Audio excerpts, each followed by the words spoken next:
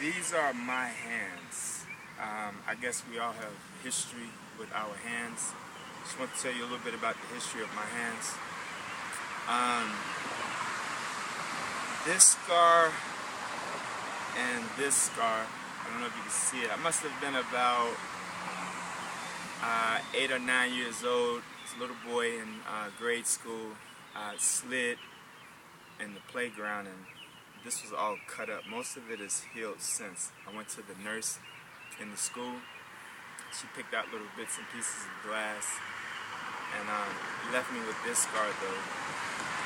Also as a little boy, I was playing a game of It in Chicago. We call it It. They call it other games in other cities. Wolf.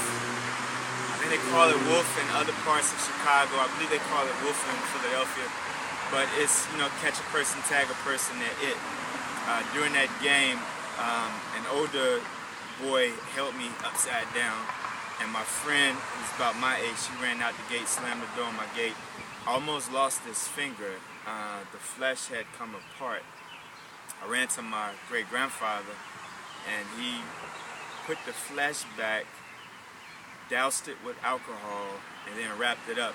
The alcohol actually hurt worse than the gate being slammed on the finger. I almost lost the finger. The nail did come off, but it's grown back. It's just a little weird compared to the other one, but given what could have happened, I'm okay about it. So growing up as a teenager, those of you who know about my life, you know that I was involved in some street activity in Chicago, some gang activity, to put it lightly. And so I had my share of fights, and you look at my knuckles, you can see little marks. These are teeth marks. Teeth marks. They've kind of healed, so, I have some teeth marks in my knuckles. Also, this baby knuckle and my thumbs punches that did not connect full.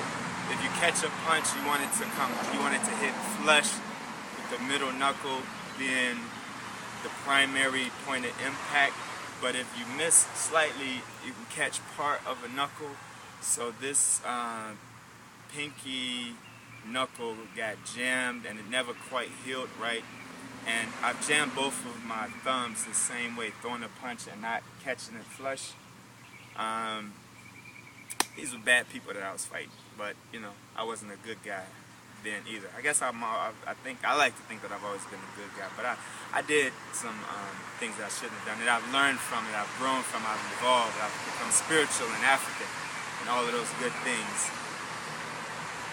So I have my basketball injuries on my fingers. In fact, the thing that inspired me to do this video is that I jammed my fists are swollen right. This hand is kind of swollen right now. You can compare those two.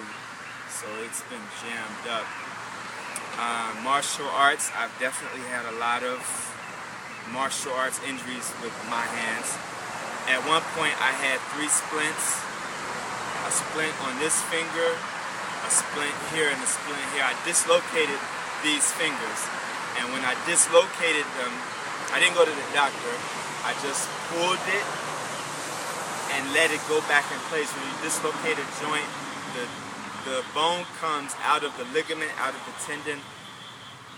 Don't do this at home.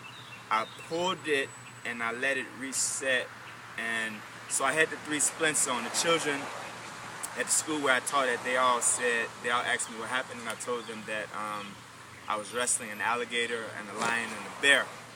And, I had the alligator in the headlock, and I threw the bear, and I tussled the lion, and this is what I told the students.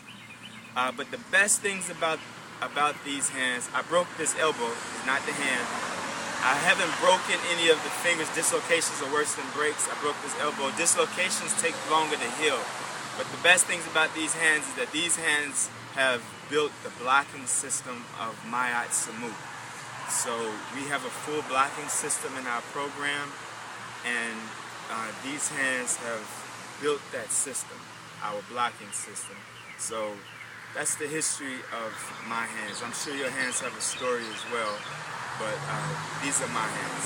Thank you. Uncle Wachajed, Uncle Wachasima.